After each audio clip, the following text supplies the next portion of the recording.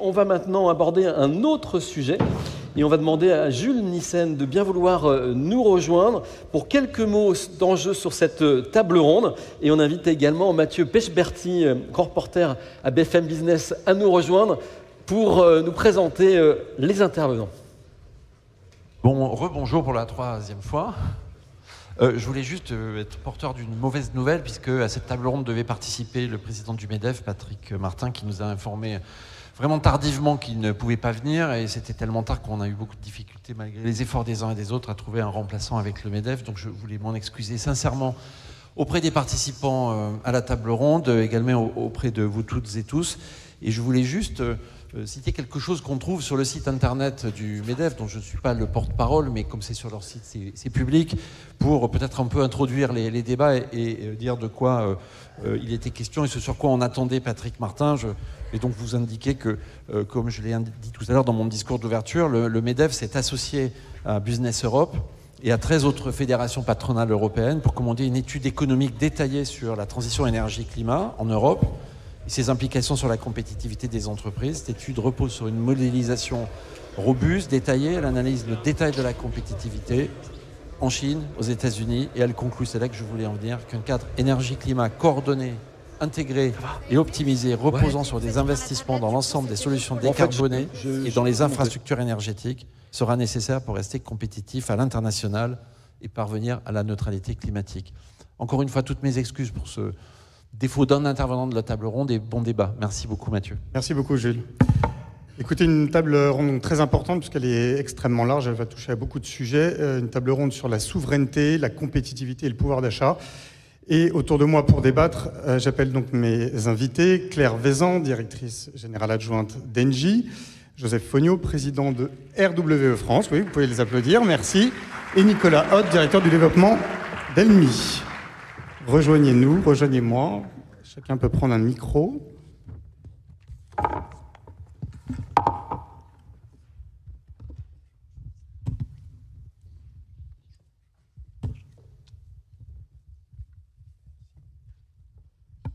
Allez-y. Merci d'être tous les trois présents à cette table ronde. Alors, je le disais, c'est une thématique extrêmement large. Souveraineté, compétitivité, et donc pour les entreprises, évidemment, c'est ce qu'on entend, mais aussi pouvoir d'achat pour les particuliers. Avant de rentrer un petit peu dans les différentes, on va dire, sous-thématiques et questions, je voulais savoir un petit peu ce que vous pensiez du débat qui est généralement dans l'opinion publique, qui oppose souvent, peut-être à tort, la souveraineté et la compétitivité, sous-entendant que la souveraineté, le rapatriement, que ce soit des énergies ou des entreprises en France, coûte cher et que donc, par définition, ce n'est pas compétitif. Est-ce que c'est possible de concilier les deux? Qui veut commencer? Claire Vézan, peut-être. Merci et bonjour, bonjour à toutes et tous. Alors effectivement, le thème de cette table ronde est large et on va essayer de répondre le mieux possible à la question. Et pour commencer, la question de la souveraineté et de la compétitivité, moi j'ai envie de l'aborder en prenant un pas de recul et en se disant, au fond, c'est quoi la transition énergétique? La transition énergétique, c'est ce qui va nous permettre de consommer moins. On sait qu'on va avoir besoin d'efficacité et de sobriété et de consommer des énergies décarbonées. D'accord ? Que ce soit de l'électricité décarbonée, des gaz décarbonés ou de la chaleur. Ce faisant, on voit deux éléments qui contribuent à la compétitivité de manière évidente. Le premier, c'est qu'on va consommer moins, et ça, c'est un facteur d'efficacité de l'économie. Le deuxième, c'est qu'on va consommer moins d'énergie fossile, et même, in fine, plus du tout, ou bien en le compensant.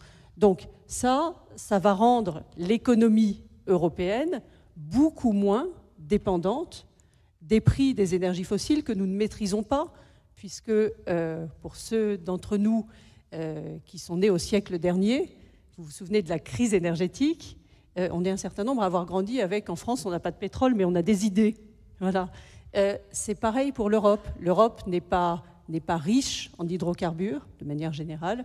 Et la transition énergétique, c'est une formidable occasion de nous retrouver sur un pied d'égalité avec les autres zones du monde, parce que maintenant, ce qui va compter, c'est la dotation en facteurs que nous avons, et notamment le vent, le soleil, l'eau. la chaleur, la géothermie, et puis bien sûr, il y aura aussi de la place pour le nucléaire. Mais donc, on voit bien que dans l'énergie, dans le monde énergétique de demain, ça n'est plus la dotation en fossiles qui compte. Et donc ça, c'est un facteur de souveraineté pour le continent européen. J'ajoute que c'est aussi un facteur de compétitivité dès lors, et c'est, je crois, tout l'enjeu de la transition énergétique aujourd'hui, dès lors que nous réussissons à mener cette transition énergétique au meilleur coût.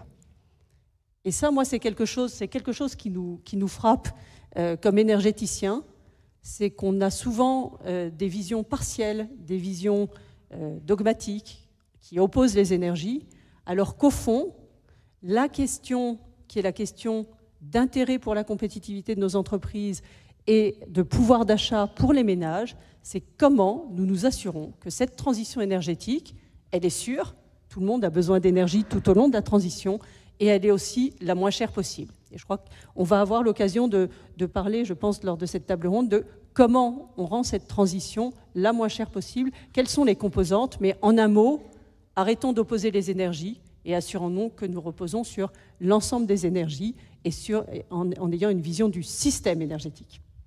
Joseph Fogno, vous dirigez RWE en France. Est-ce que vous pouvez aller un peu plus loin et est-ce qu'effectivement cette transition énergétique peut être compétitive? Est-ce que pour les particuliers, évidemment, mais aussi pour les entreprises, investir dans la transition énergétique, dans les énergies renouvelables, peut rester bon marché pour eux? Quels avantages compétitifs ils ont à investir là-dedans?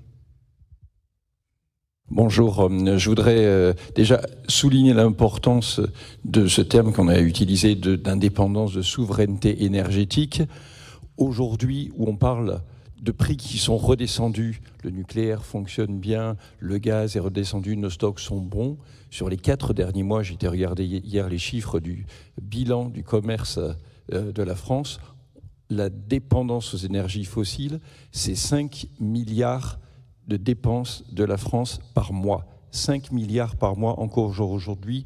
Sur l'année, c'est 1 000 € par Français. Donc c'est un montant considérable qu'on dépense dans une source qui n'a pas d'avenir, qui ne nous inscrit pas dans le futur, puisqu'on le sait bien, on doit décarboner notre énergie, on a une dépendance qui est très coûteuse. Elle est très coûteuse aussi dans le sens qu'elle n'inscrit pas notre économie dans la résilience. On l'a vu de manière très vive dernièrement, quand les prix s'envolent, sur des raisons qui ne dépendent pas d'un contexte nécessairement local. Notre industrie est totalement exposée, on le voit, les ressources fossiles sont sujettes à des fluctuations, là où, pour rappeler une évidence, il n'y a pas d'embargo possible sur le vent, sur le soleil, sur la biomasse. Ce sont des ressources, une fois qu'on investit pour les installer, nous sommes tranquilles. Et au-delà de la fluctuation, c'est une dépendance diplomatique qui, on l'a senti là également dernièrement, peut être très problématique. Donc, il faut absolument sortir de ces énergies fossiles. Maintenant, la question, est-ce qu'on doit opposer souveraineté à la compétitivité? Et comme il a été évoqué ce matin, s'il y a un dilemme qui se pose, c'est qu'il y a une question qui se pose. Les gens ne sont pas forcément stupides. Moi, dernièrement, j'ai acheté une maison, j'ai fait installer une pompe à chaleur, j'ai changé la toiture et refait l'isolation. Mais je vous dirai un scoop, sur l'année, économiquement, c'était défavorable. Ça m'a coûté. Bien entendu, mais pourquoi est-ce qu'on le fait? Parce que sur le long terme, on sait que c'est nécessaire. Et pour les entreprises, on voit aussi beaucoup d'entreprises aujourd'hui qui délibérément vont chercher des PPA. Le monde de l'industrie sait que la réindustrialisation passera par le développement de l'offre en énergie électrique, parce que aujourd'hui, une entreprise qui ne se décarbone pas, elle s'expose à 3 risques. Premièrement, à perdre ses clients. De plus en plus, la pression des consommateurs fait que quand il y a une alternative bas carbone face au même produit à haute teneur en carbone, le produit à haute teneur en carbone est perdu. Regardez la valorisation boursière, par exemple, de Tesla par rapport à ses concurrents qui ne sont pas allés aussi volontairement dans l'électrique. C'est assez spectaculaire. Regardez ArcelorMittal qui décide de décarboner ses hauts fourneaux à Dunkerque. Ces entreprises-là ont compris que leur futur passait par la décarbonation. Les entreprises ont besoin aussi de se décarboner pour garder leurs banquiers, leurs assureurs. Là aussi, c'est la pression du public indirectement qui s'exprime à travers les financiers et dernièrement, les employés. Aujourd'hui, une large partie des employés sont prêts, et un bon nombre d'entre eux l'ont déjà fait, à quitter leur entreprise si elles considèrent que cette entreprise n'est pas assez sérieuse pour réagir aux enjeux climatiques. Donc, pour garder leurs clients, leurs financiers et leurs employés, les entreprises doivent se décarboner. Mais pour ça, il y a de très importants investissements à faire. On aura l'occasion d'y revenir sur les montants, mais les montants sont colossaux, comme le disait par exemple dernièrement Draghi dans son rapport. Absolument. Alors on va revenir évidemment sur le rapport Draghi dont tout le monde parle. Et juste une petite parenthèse, Nicolas, sur qu'est-ce qui peut motiver effectivement un particulier. Vous connaissez un peu ce secteur avec votre société Elmi. Peut l'encourager finalement à investir, encourager Joseph Fogno à investir dans des panneaux solaires pour sa maison. Alors que la première année, c'est pas rentable. Tout à fait. Je voulais peut-être juste revenir sur effectivement l'enjeu compétitivité et souveraineté économique. L'enjeu de la souveraineté économique, derrière, il y a un enjeu de résilience. Parce que pour qu'une entreprise soit compétitive, il faut qu'elle soit toujours là. Et dans la résilience, effectivement, diminuer notre dépendance. Et on n'a pas de pétrole, effectivement, et donc on doit diminuer cette dépendance. Après, on a un enjeu aussi, on y reviendra peut-être, dans un enjeu d'industrialisation, c'est que malheureusement, on n'a plus trop d'industrie aussi photovoltaïque, notamment, et notre industrie de fabrication aussi dans les renouvelables doit être renforcée. Donc il y a ces leviers-là qui sont importants à avoir en tête. Mais effectivement, la compétitivité et la souveraineté économique, c'est certainement pas forcément, tout n'est pas lié au prix. Si on le prend par exemple en France, et je viendrai sur votre question concernant les particuliers, en France, on a un prix de l'énergie historiquement pour les entreprises qui est dans le bas de la fourchette des pays européens. Donc on pourrait dire c'est bien pour l'industrie. On a l'un des pays les moins industrialisés d'Europe. Et comparativement, si on passe le Rhin, on a une Allemagne avec un prix de l'énergie qui est quand même beaucoup plus cher et historiquement une industrie qui a toujours été forte. L'énergie est essentielle, c'est le flux sanguin de nos sociétés et de nos infrastructures, mais ça n'est pas non plus l'alpha et l'oméga, on ne peut pas tout résumer à ça. Concernant les particuliers, effectivement, les particuliers, quelque part comme pour les entreprises, ils voient aujourd'hui l'intérêt notamment de s'engager dans l'autoconsommation individuelle parce que c'est compétitif pour eux.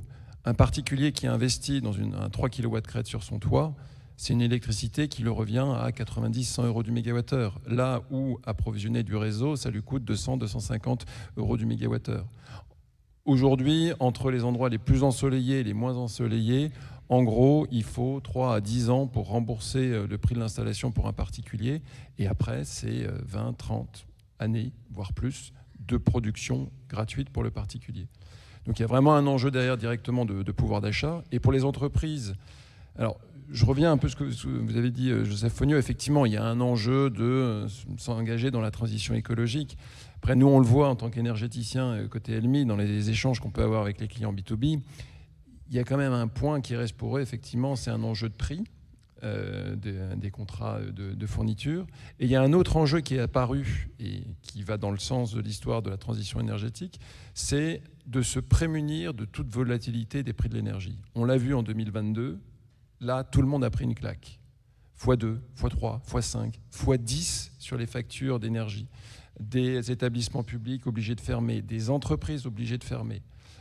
On avait des échanges, nous, avec des entreprises, certaines qui avaient fait le pas de l'autoconsommation et couvraient 60 à 70% de leurs besoins, alors avec un peu de stockage, et d'autres qui avaient été réticentes et voilà, qui pleuraient devant l'ensemble des acteurs de la filière pour qu'on puisse leur installer de l'autoconsommation individuelle. Donc, cet enjeu en fait de résilience passe aussi par effectivement une compétitivité du prix, d'approvisionnement, et j'y reviendrai par rapport effectivement à l'enjeu du prix de production, du coût de production, mais aussi de stabilité dans le temps.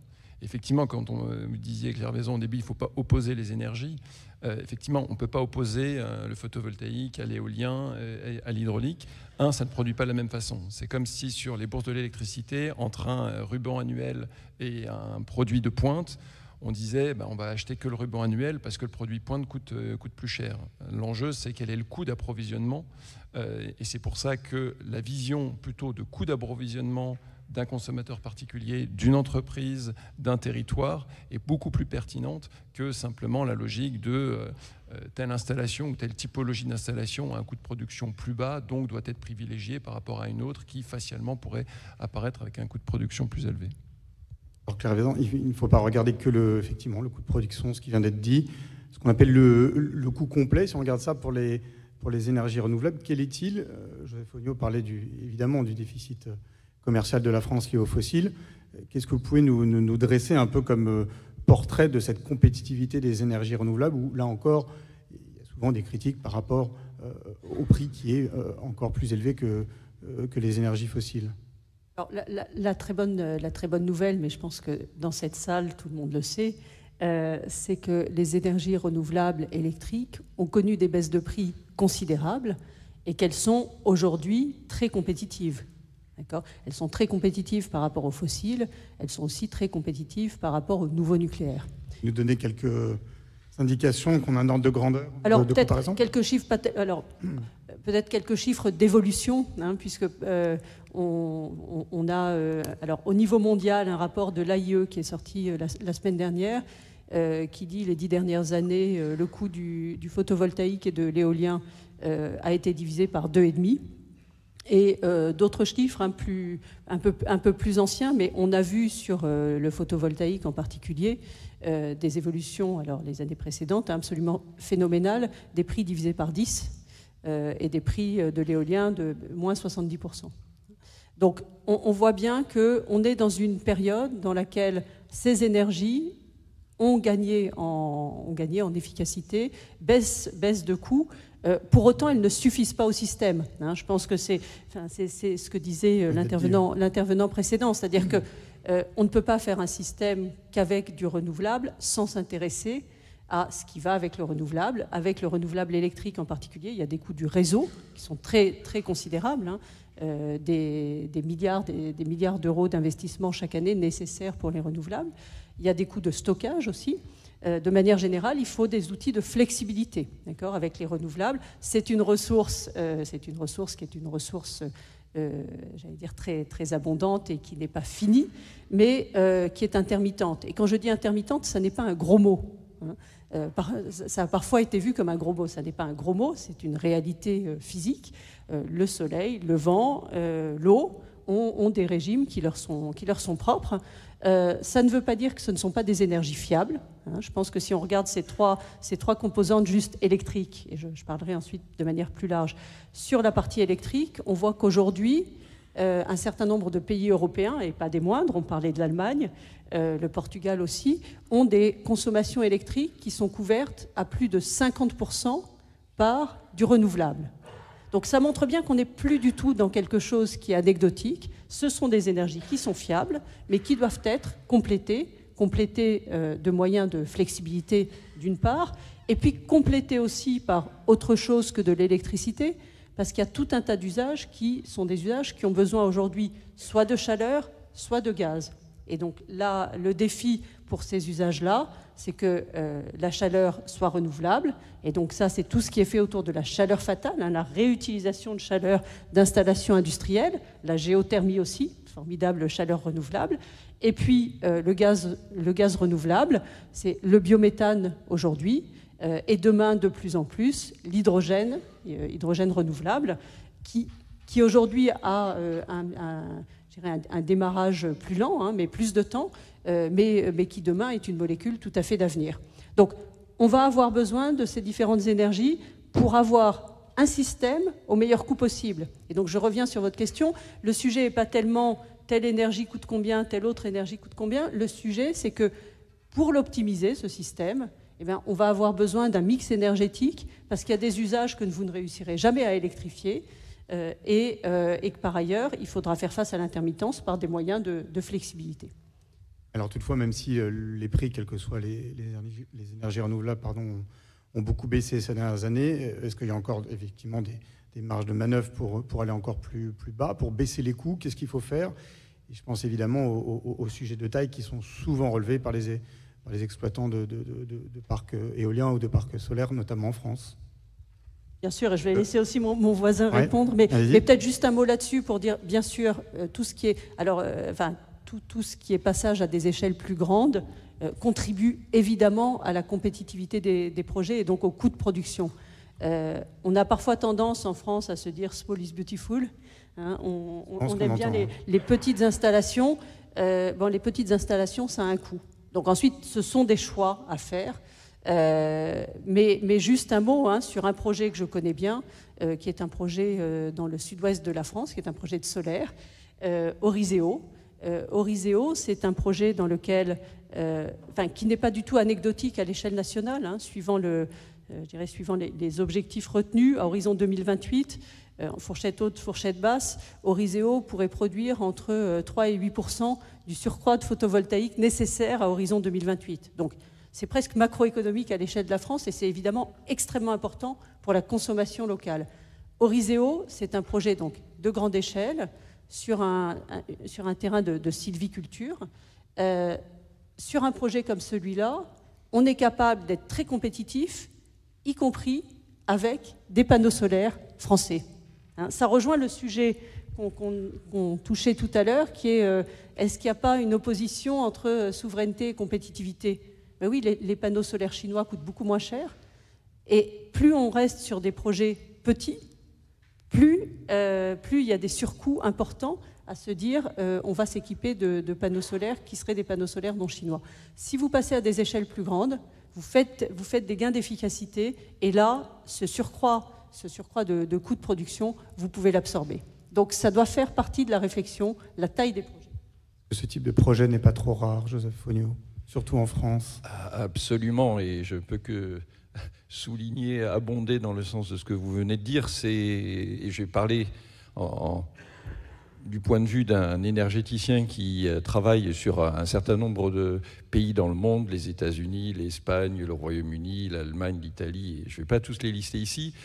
J'ai le malheur tous les lundis en faisant une réunion inter-pays avec mes collègues de représenter le pays qui a les temps de développement les plus longs, les pays les plus petits, les projets les plus petits, et avec la conséquence de ces temps de développement longs que par exemple dans l'éolien terrestre, on a des technologies qui souvent sont obsolètes. C'est-à-dire que là où la moyenne de puissance des éoliennes installées en France aujourd'hui est de 3 MW, mes collègues sont très surpris parce qu'eux, ils sont déjà à 5, 6 MW et ça crée de grands soucis. On a des turbines qui sont en fin de catalogue ou sorties, parfois même avec l'obligation d'aller chercher chez des fournisseurs chinois parce que ce n'est plus dans le catalogue des fournisseurs européens, et un impact sur le coût qui est considérable. Le rapport Draghi, il donne l'ordre de grandeur de dire l'électricité décarbonée en Europe est, et en France notamment, 2 fois plus chère que ce que est le cas en Chine ou aux États-Unis. Moi, j'ai travaillé 3 ans aux États-Unis. On a des équipes qui sont très actives là-bas. RWE, c'est le 3e plus gros producteur d'énergie renouvelable aux États-Unis. Là où un projet photovoltaïque moyen en France, c'est 8, on tâche de les pousser vers 15 MW. Je parle des projets au sol, agrivoltaïques, etc. Ces projets-là, donc une dizaine de mégawatts. Aux États-Unis, ça se compte en centaines de mégawatts. Alors, il y a des économies d'échelle qui sont évidentes, et ça, c'est toute l'industrie, l'économie générale qui en est bénéficiaire. En France, on est assez doué pour renchérir le coût des énergies renouvelables. De l'éolien en mer, on peut le faire flottant, bien plus cher que le posé. L'éolien terrestre, je l'ai dit, on peut étendre les temps de développement de 5 ans, 6 ans chez nos confrères à 10 ans, avec tous les coûts de financement associés et le fait qu'on ait des technologies qui soient obsolètes. Le photovoltaïque, on peut faire des projets très petits. On avait des débats de savoir est-ce qu'il faudrait les limiter à 1 MW par projet, de manière à mieux répartir la valeur.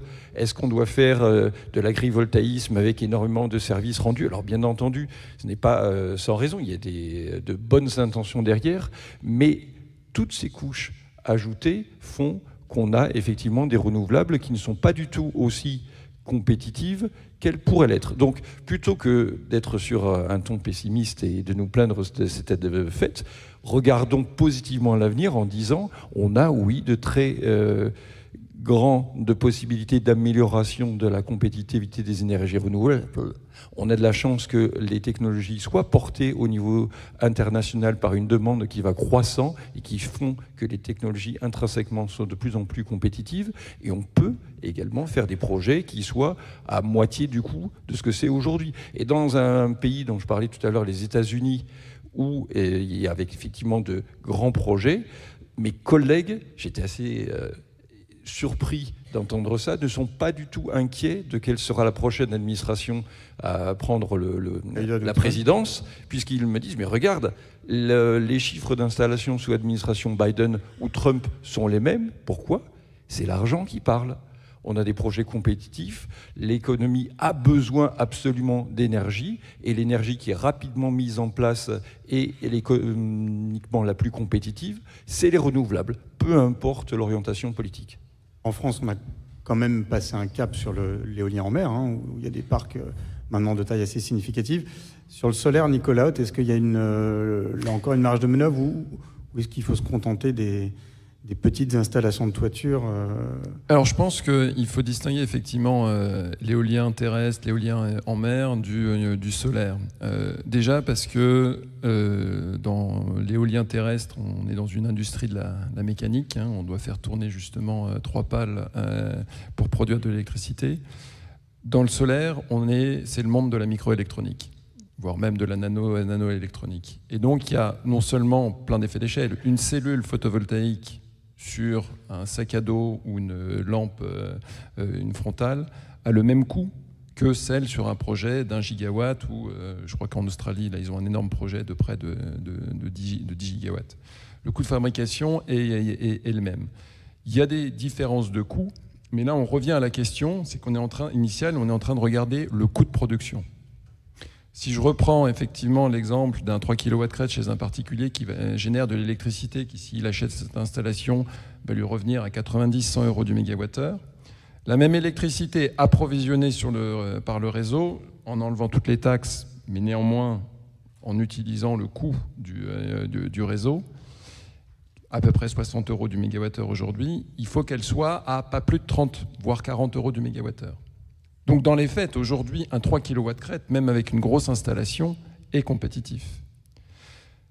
Le point, c'est que derrière, on voit l'enjeu, c'est que la différence entre le coût de production et le coût d'approvisionnement, c'est le coût du réseau. Et ça, c'est souvent négligé, effectivement, dans la vision, quand on développe uniquement et quand on pense, et côté ELMI, on a une activité de développeur, hein, quand on pense uniquement coût de production, on oublie l'enjeu du réseau.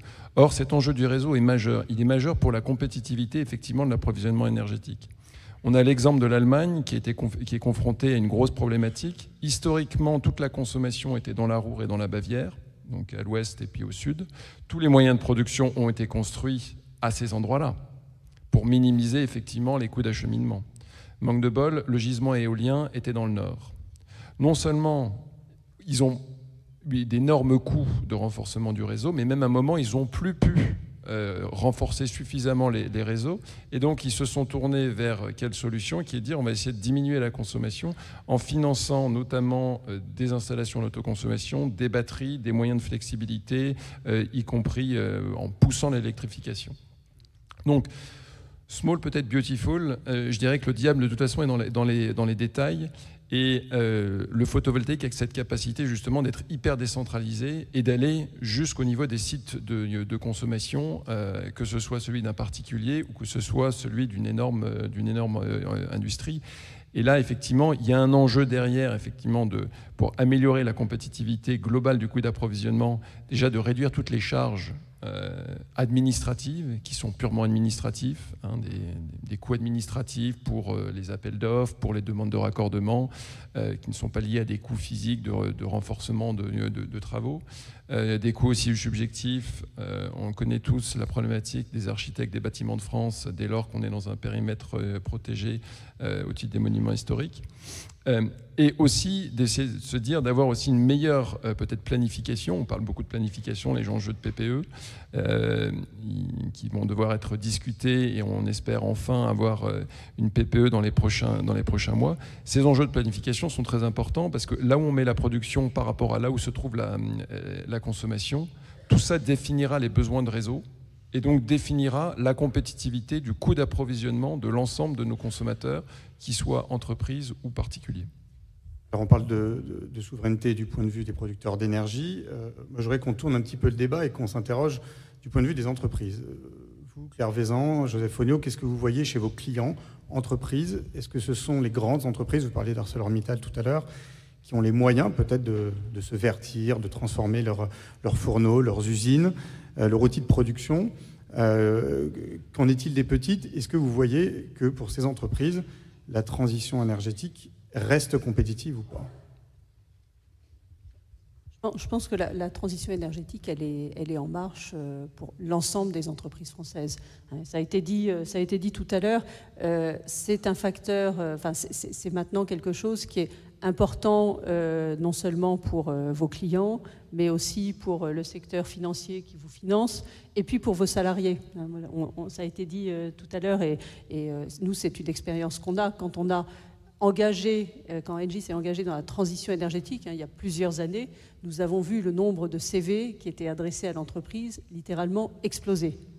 Et c'est d'ailleurs toujours le cas, c'est-à-dire qu'on est très attractif quand on est guidé, comme nous le sommes, par des engagements clairs de zéro carbone, j'allais dire, sur l'ensemble de nos scopes, sans astérisque, à horizon 2045, et des trajectoires carbone très, très rigoureuses. C'est un facteur d'attractivité, de crédibilité sur la soutenabilité de notre business model, et ce qui est vrai pour un énergéticien est vrai aussi pour les autres entreprises. Donc moi, je crois que le mouvement est véritablement lancé. Alors, avec évidemment des modalités qui sont différentes, et un outil qui est un outil bien connu et qui a déjà été abordé ce matin, mais qui est un outil de décarbonation puissant, et d'équilibrage du système puissant, qui est le PPA, la capacité pour les entreprises. Alors ça, c'est plutôt aujourd'hui pour des entreprises d'une certaine taille, et nous cherchons à démocratiser ces PPA en ayant la capacité de proposer ce type de schéma pour des entreprises plus petites, capacité à acheter de l'électricité à un prix qui est un prix donné dans la durée. Ça, c'est un facteur de développement du secteur des énergies renouvelables qui est puissant, aussi bien d'ailleurs pour l'électricité que pour le biogaz. Nous avons signé maintenant un BPA, qui est l'équivalent d'un PPA, Power, pour B, le biométhane. Pourquoi c'est très positif? Parce que ça donne aux porteurs de projets que nous sommes de la visibilité, et à l'entreprise cliente de la visibilité aussi. Et au fond, ce dont ont besoin les entreprises, c'est vraiment ça, c'est vraiment de la clarté sur comment elles vont pouvoir se décarboner, et nous les accompagnons en termes de conseils sur comment, et puis à quel coût, et à quel coût de manière la plus prévisible possible. Donc je pense que les évolutions de marché sur les cadres de commercialisation des renouvelables sont importantes. Aujourd'hui, on parlait des États-Unis tout à l'heure. Aujourd'hui, aux États-Unis, le marché des PPA est extrêmement développé.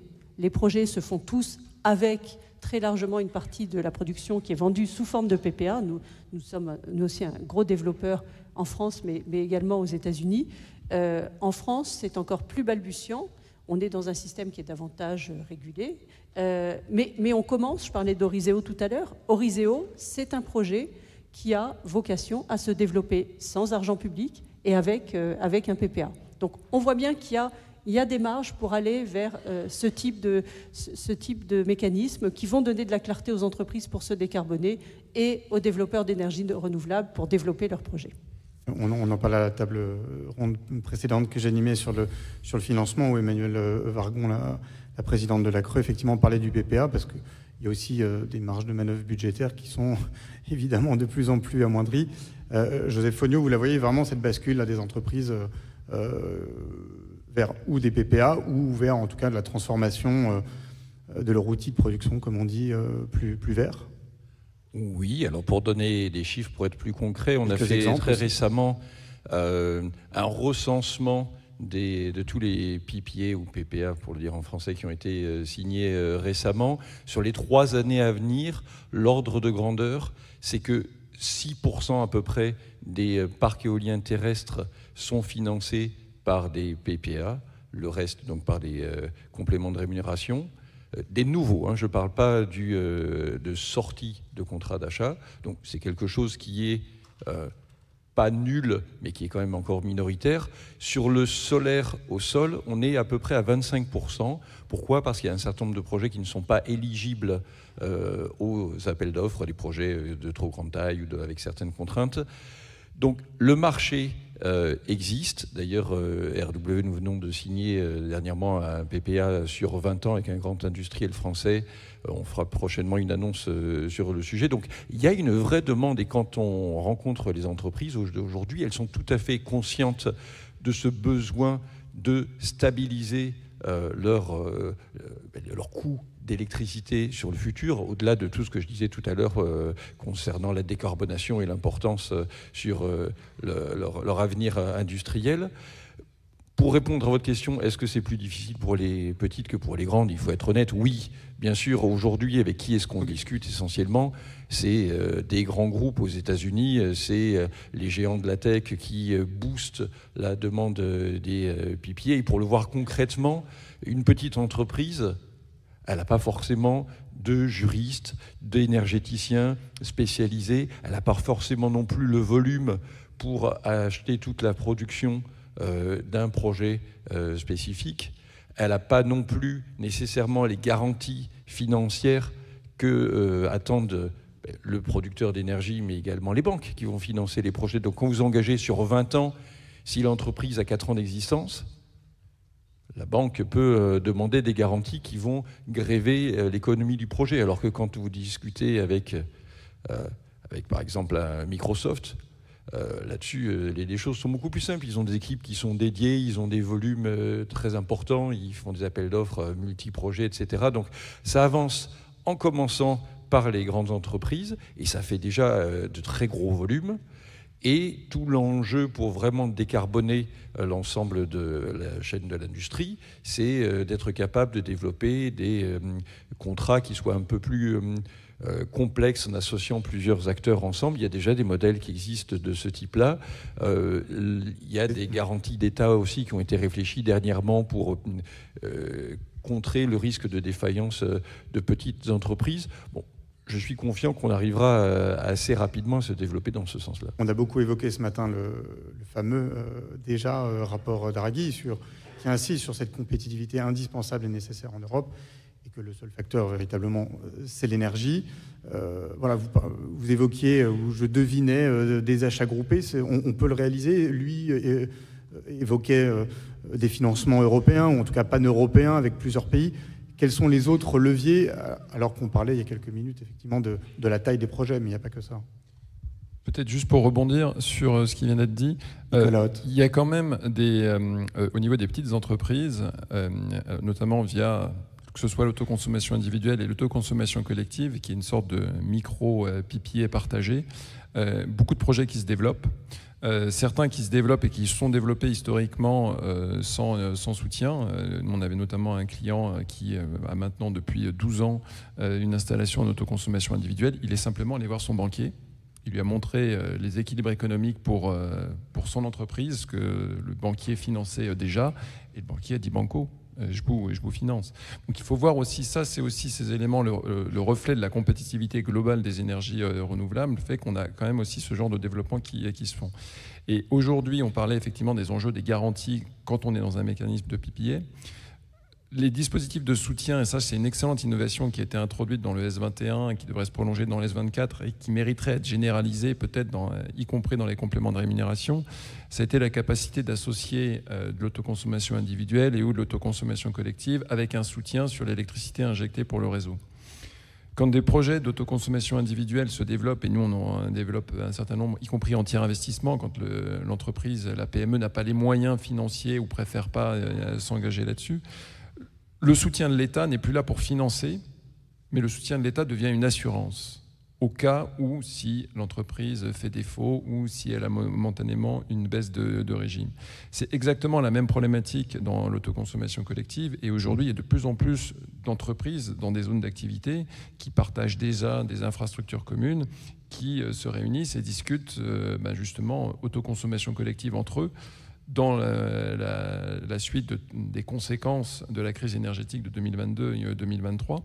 Et on est typiquement, effectivement, sur des modalités où l'électricité est produite et payée sans soutien, vu que dans ces cas-là, on n'a pas de soutien.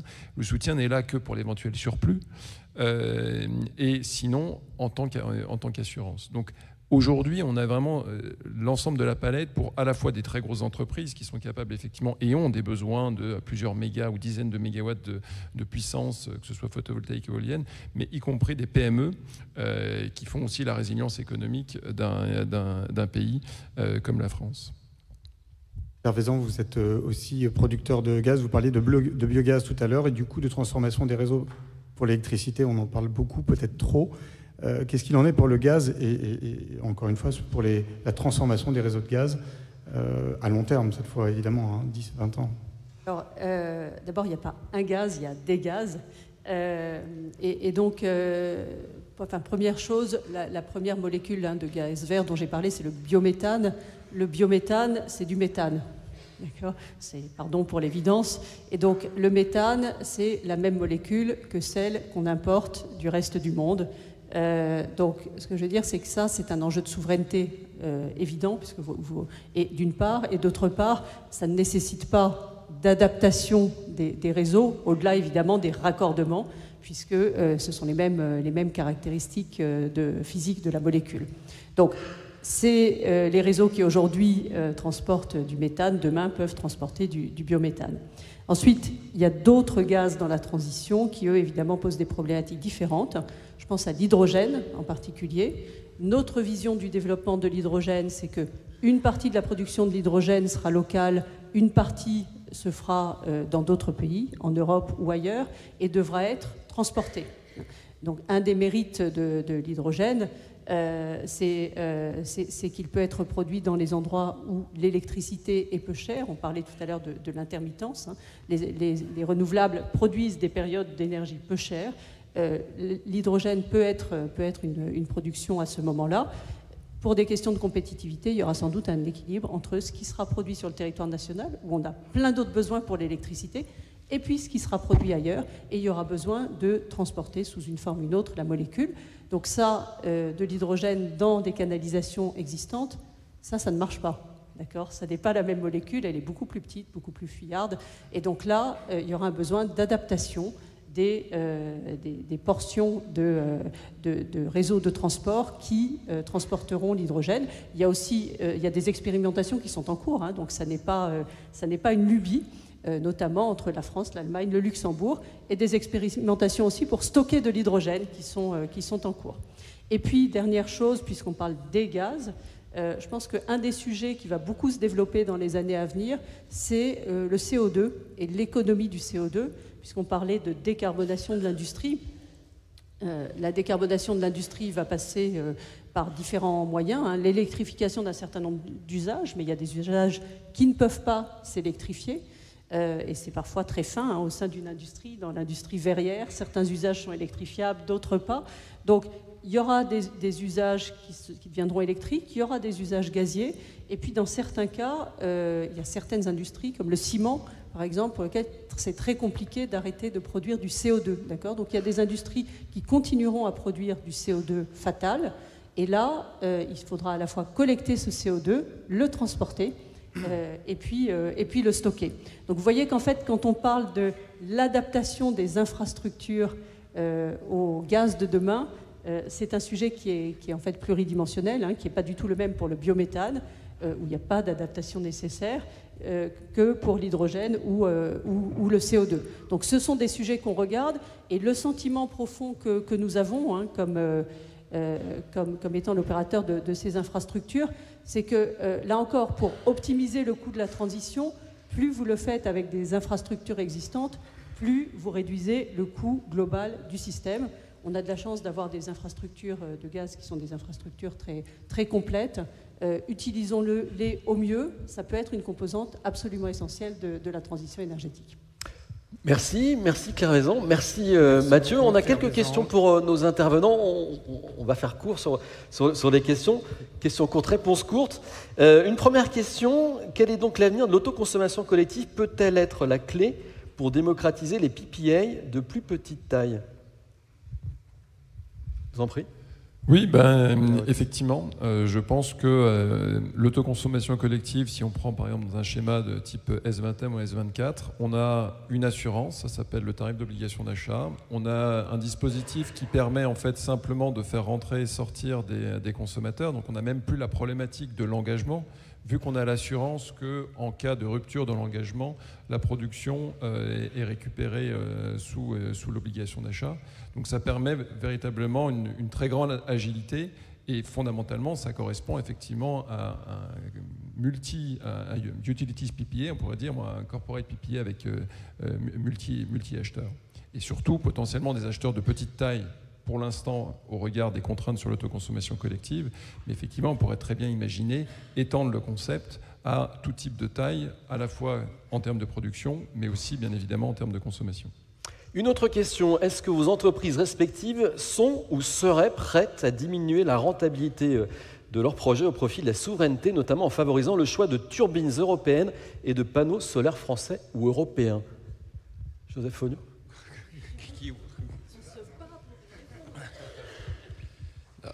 L'enthousiasme de la réponse, c'est parce que c'est une question qu'on se pose fréquemment et qu'on nous pose également. Fondamentalement, je crois que les énergéticiens ont bien conscience de l'importance d'avoir une économie résiliente et donc de favoriser des acteurs qui soient français, qui européens. Et d'ailleurs, à ce titre-là, vous pouvez regarder, on a passé des contrats cadres avec des turbiniers européens sur du long terme pour justement leur donner de la stabilité. La question aujourd'hui essentielle, elle est par rapport au photovoltaïque, avec les deux grands projets qu'on appelle Gigafactory de Carbone et de Holosolis en France. C'est des projets qui me semblent très intéressants, qui objectivement ne sont pas compétitifs avec l'option chinoise aujourd'hui. Donc si Engie et RWE décidaient d'aller avec cette offre-là contre des confrères, parce que le marché est très ouvert, qui partiraient sur des projets chinois, nous aurions chacun 0% de part de marché. Donc c'est un modèle qui ne fonctionne pas. Le modèle, il doit être conçu dans les appels d'offres pour permettre soit des volumes dédiés, soit, comme a été évoqué tout à l'heure par Emmanuel Vargon de la Creux, d'avoir un système de bonification pour faire en sorte qu'on puisse soutenir ces systèmes-là. Claire Vaison, je vous ai vu acquiescer, c'est la même réponse. Oui, complètement d'accord. On est dans une économie concurrentielle et quand il y a des appels d'offres, la concurrence se fait en prix.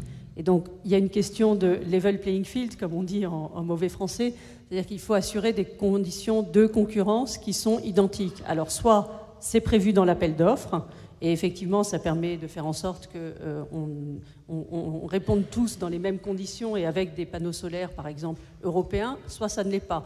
Là où il faut avoir conscience des choses, et vous le disiez très, très justement, c'est que pour les panneaux solaires, l'écart de prix est considérable. Et donc là, c'est un vrai choix de la puissance publique de se dire, est-ce que je suis prêt à renchérir l'électricité solaire en demandant aux développeurs de projets de mettre des panneaux solaires européens ou français. Dans certains projets, comme je le disais tout à l'heure, de grande taille, on peut mettre du panneau solaire français parce qu'ils sont très compétitifs. Dans d'autres cas, c'est un vrai renchérissement qui ne serait pas neutre. Et juste un mot pour dire que la situation est différente sur l'éolien.